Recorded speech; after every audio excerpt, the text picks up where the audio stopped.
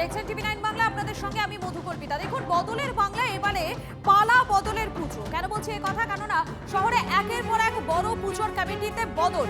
আমাদের প্রতিনিধি সায়ন্ত রয়েছেন আমাদের সঙ্গে। সায়ন্ত, শহরের একের পর এক বড় পুজোর কমিটিগুলোতে বদল হলো, কোন কমিটিতে কাকে বদল করা হয়েছে?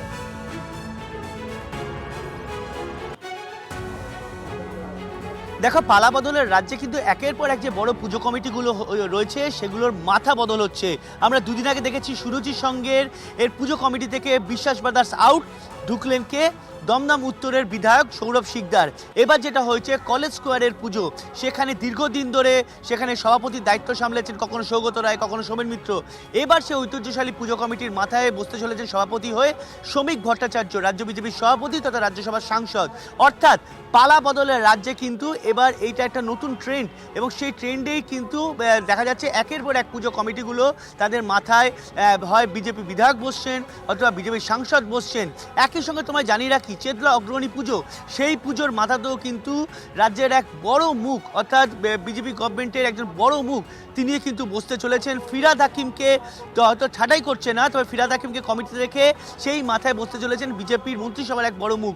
অর্থাৎ সব মিলিয়ে একটা বিষয় পরিষ্কার হয়ে যাচ্ছে যে পুজো কমিটিগুলো কিন্তু নিয়ন্ত্রণ হারাচ্ছে শাসক দলের, প্রাক্তন শাসক দলের বিদায় যে তৃণমূল ছিল তাদের যারা মন্ত্রী নেতা কাউন্সিলর ছিল তাদের নিয়ন্ত্রণ সম্পূর্ণ হারিয়ে ফেলেছে।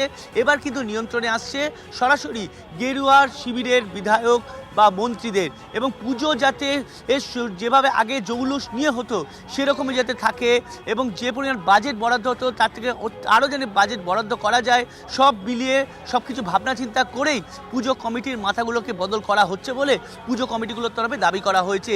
যেহেতু কলকাতার পুজো কমিটি রাজ্যের পুজোগুলো মূলত হেরিটেজ তকমার পাশাপাশি ইউনেস্কোর সম্মান পেয়েছে, এই অবস্থায় দাঁড়িয়ে পুজো যাতে কোনোভাবে তার জৌলুস না হারায় তার জন্য কিন্তু একের পর এক পুজো কমিটিগুলো তাদের মাথা বদল করছে। এবং নজর রাখো। আপাতত তোমাকে ধন্যবাদ।